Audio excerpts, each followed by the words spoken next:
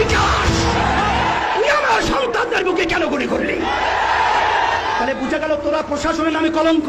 জন্মগ্রহণ করেছি, আমরা এই দেশের সন্তান, আমরা এ দেশেই থাকবো। সন্ত্রাসীদেরকে বাংলার জমিন থেকে উৎখাত করে ছাড়বো। আমার মেয়েদেরকে আজকে ওরা নির্বিচারে পাখির মতো গুলি করে হত্যা করবে।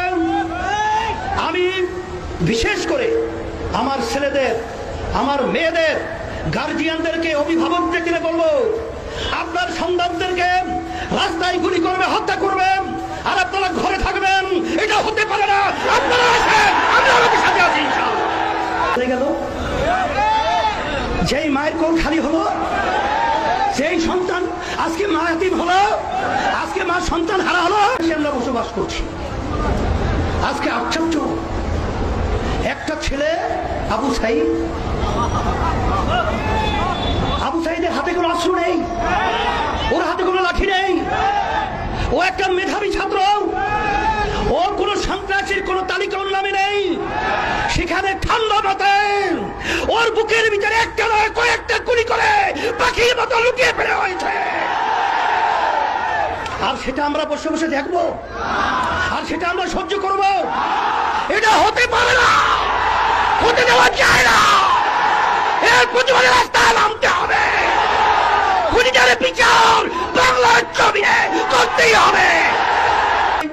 হাকের সকলকে আহ্বান করব, আসেন আজকে বুদ্ধিজীবী, শিক্ষাজীবী, রাজনৈতিক যত পেশার নেশা যারা আমরা বাংলাদেশে বসবাস করি, আমরা এই অন্যায়ের বিরুদ্ধে, এই অন্যায়ের হত্যার প্রতিবাদে, এই জালিমদের বিরুদ্ধে একসঙ্গে যদি ঝাঁপিয়ে পড়ি, ওরা বাংলার জমিনে থাকা সুযোগ পাবে না ইনশাল্লাহ।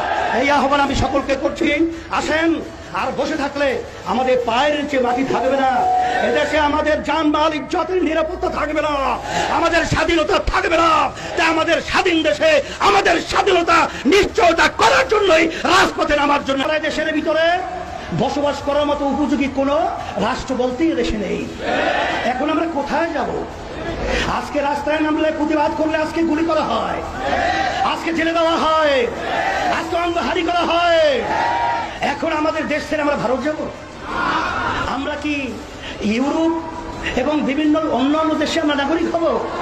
না, আমরা এই দেশের মাটি জন্মগ্রহণ করেছি, আমরা এই দেশের সন্তান, আমরা এ দেশেই থাকবো।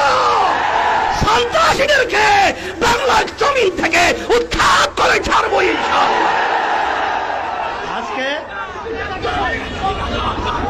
আওয়ামী লীগ স্বঘোষিত প্রধানমন্ত্রী, কারণ বাংলাদেশের জনগণের ভোটে তো সে প্রধানমন্ত্রী হয় নাই।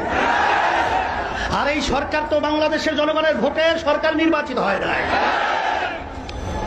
আজকে তার থেকে সুন্দর মায়া কান্নার শব্দ শোনা যায়।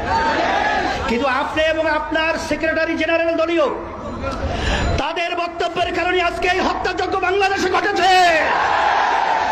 আপনারাই আপনাদের সন্ত্রাসীদেরকে উচকিয়ে দিয়ে আমার নিরীহ ছাত্রদের উপরে, ছাত্রীদের উপরে গুলি করে, রান্না চালিয়ে, তাণ্ডব চালিয়ে বাংলার ইতিহাসকে কলঙ্কিত করেছে। বাংলাদেশে যে তাণ্ডব চলেছে, যে হত্যাযজ্ঞ চলেছে, যে নৈরাজ্যতা চলেছে, যে অবিচার চলেছে, যে গুন্ডামি চলেছে, যে সন্ত্রাসী চলেছে, এবং আমার নিরীহ আমার ছেলেদেরকে যেভাবে নির্বিচারে পাখির মতো গুলি করে যেভাবে হত্যা করা হয়েছে, এটা দেখে কোনো সাধারণ যার ভিতরে